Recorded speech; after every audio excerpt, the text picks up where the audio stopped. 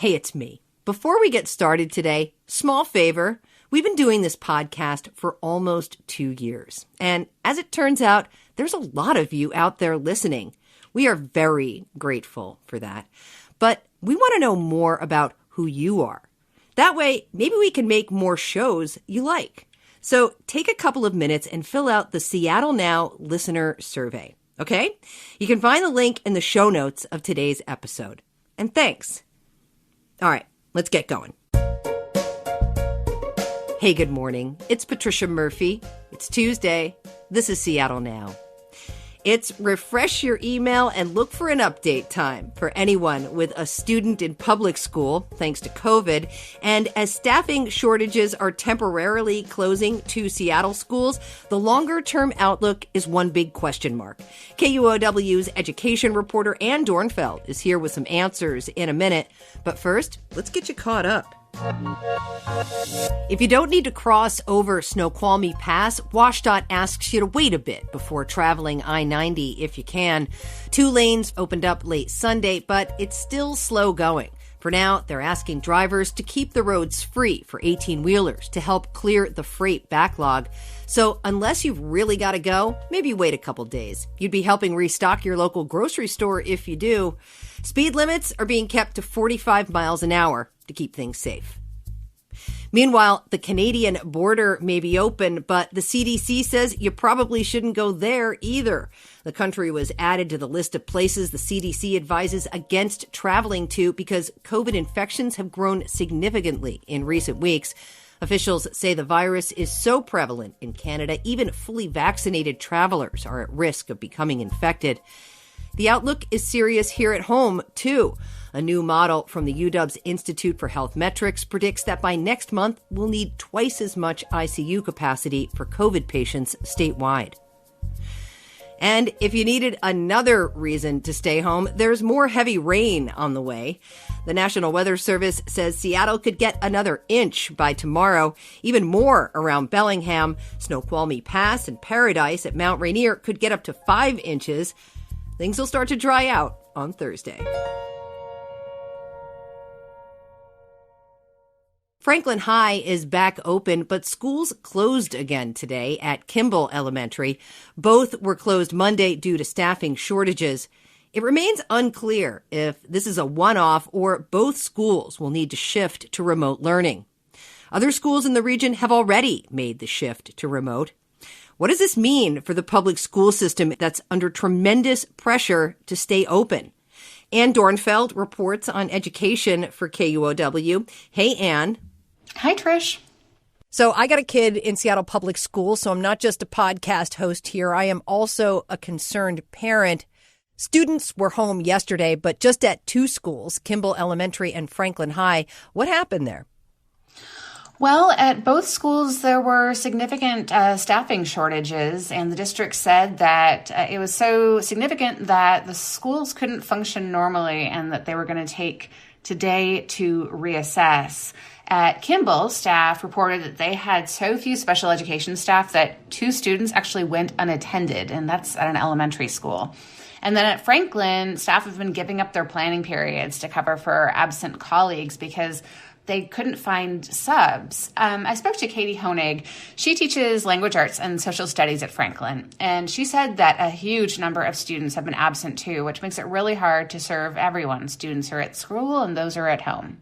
When I was in school Tuesday, Wednesday, Thursday, 30 to 50% of my students were out every class period. I care about all of my students and their learning, and I cannot equitably teach both at school and the students who are at home quarantining.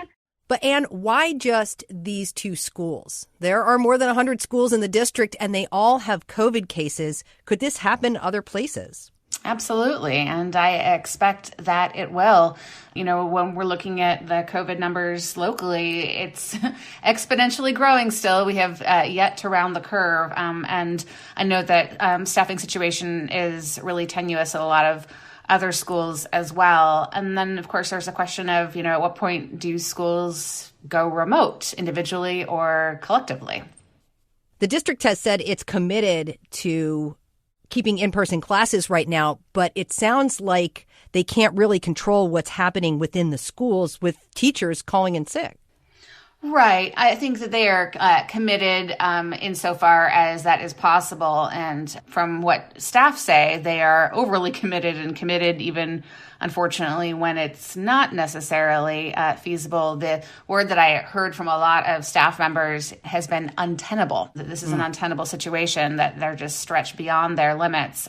But, the district really wants to stay open as much as possible. And from what I understand from district sources, they're trying to figure out if the state will consider going remote acceptable toward meeting the 180 days of required education in order for full state funding. And there's concern that they won't be able to go remote and not have to make up those days later. So I think that is kind of a dance that we're seeing right now, and that is something that I'm following. Yeah, I think every Seattle public school family is wondering at this point whether remote learning will come back, even for a short time. Lake Washington High in Kirkland flipped the switch on their remote learning plan this week. And we have been told, keep the laptop ready. I would be surprised if remote learning does not return to at least some Seattle public schools. I think that, different schools are in different situations where some have an easier time finding substitutes and some have a harder time. And, a lot of the times subs have a choice of where they go. They can choose a job or not. They don't have to just be sent somewhere. But of course, you might see a lot more staffing outages at the schools in South Seattle and some parts of Southwest Seattle where you don't necessarily have as many subs who are volunteering. So it can create these imbalances and exacerbate, existing inequities. Yeah, there's no doubt that there's a domino effect when anything happens in the schools. You talked to the teachers union about this. What are they saying? I spoke with Jennifer Motter, the president of the Seattle Education Association, the teachers union here. She sounded pretty exhausted and stressed out. And she said that, she's worried that this is just the beginning of a trend. We just do not have the staffing and resources to keep all of our buildings fully open. I mean, we see it right now. So something has to give. And I think it's better to be proactive right now and be in front of it than it is to be reactive as we are. I asked her if she thinks that the district should just go all remote for a few weeks or, until Omicron is in a much better state. And she said that everyone really wants to keep schools in person as much as possible and that it should be a last resort. But she said, that might not be possible right now. I'm nervous right now. I think we're at the beginning of the staffing issue. So, we're in a difficult situation where the district's going to have to decide, is it better to pivot some schools to be remote now while educators are still healthy and can continue to teach, or wait until we have so many educators that are sick and absent and we just close schools? What's the district saying, Anne? Well, they're not telling me very much. They've said that they're keeping, an eye on things, a very close eye on things, and reassessing. They're taking things day by day. They said that, if schools have to close, they might go remote temporarily. They're acknowledging that that's, a possibility. But they have really stressed that they're going to try to stay open as much as possible. But of course, some staff are saying, if you want to do that, you need to do things like supply us with higher grade masks for staff, definitely, and ideally for students. Like right now, you're not guaranteed, a KN95 or N95 mask unless you're working with medically fragile students or you're working one-on-one in close proximity with kids who are suspected to have COVID and are, say, being isolated at school. Situations like that, they're not standard issue. And even better, staff say, would be if all students could get those high-quality, high-grade masks that medical professionals are recommending everyone uses right now. Yeah, the largest portion of this equation is the student body. What are you hearing from them about this? Well, the NAACP Youth Council has called for a walkout on Friday. They say that they want more transparency from the district. They want to understand what it will take for schools to close and go remote. They are calling on the district to provide PPE for students as well. And also they want a meeting directly with Governor Jay Inslee. They say they want to talk with them about their concerns and they want the district to set that up. I think that, every family, of course, through this has a different experience and a different take. Some students are very, very, very happy to be in person. And some, especially I hear from more teenagers who would rather be remote, they'd rather be at home. And it makes them really nervous being at school in person, especially since they are, a higher risk age category. Yeah. All right, Anne. So central to all of this, it seems, is testing. What is going on with testing? The district held a 2-day testing availability for every student.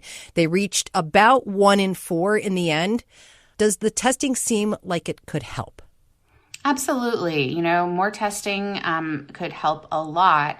But what the district was doing with that big testing push as school prepared to return and in the week after school return to session was mostly surveillance testing. So doing testing of asymptomatic students to get a sense of who was potentially unwittingly carrying COVID around with them and keeping those students home. But what the district is mainly doing right now is testing staff and students who are symptomatic. So those folks can get tested at school still, but we're not seeing the widespread surveillance testing that some other districts have in place, North Shore being a good example.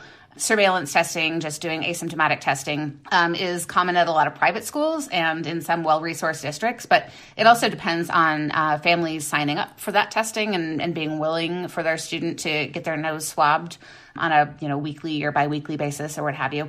So, you're not going to reach every student to begin with, but also there really isn't the staffing from folks I've spoken to, including the union, that they say the big testing push that they did a week ago was great, but that relied on a ton of volunteers, for instance, and you just don't have the staffing if you hardly have the staffing to, run a classroom, it's pretty hard to have a medical clinic within a school without a lot of additional bodies there. So it's kind of hard to see how that could work right now. Yeah, a lot of moving parts for sure. And all right, now what? I mean, it seems like at this point, it's a day-by-day situation. I'm waiting for an email every evening. Right.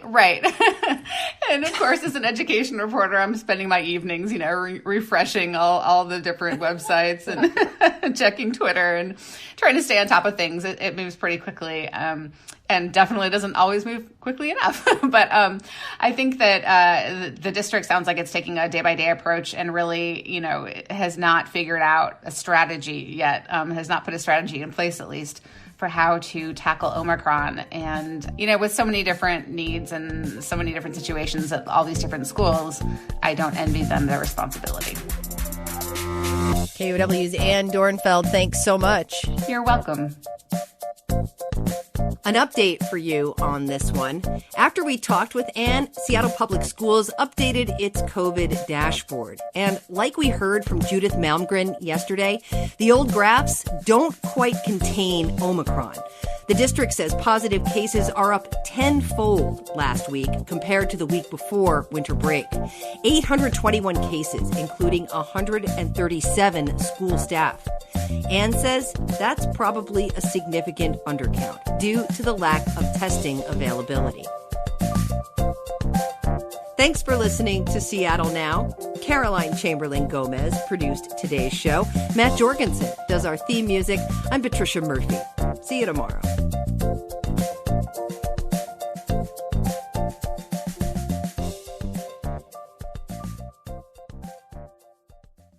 Hey, Seattle Now listeners, I'm Libby Dankman, and I'd like to invite you to check out a new local show from KUOW. It's called Soundside. Every week, we'll bring you stories and conversations about the Puget Sound region and the people who call it home. You can catch Soundside live on KUOW Monday through Thursday at noon, or in your podcast app. Just search for Soundside. Thanks, and talk soon.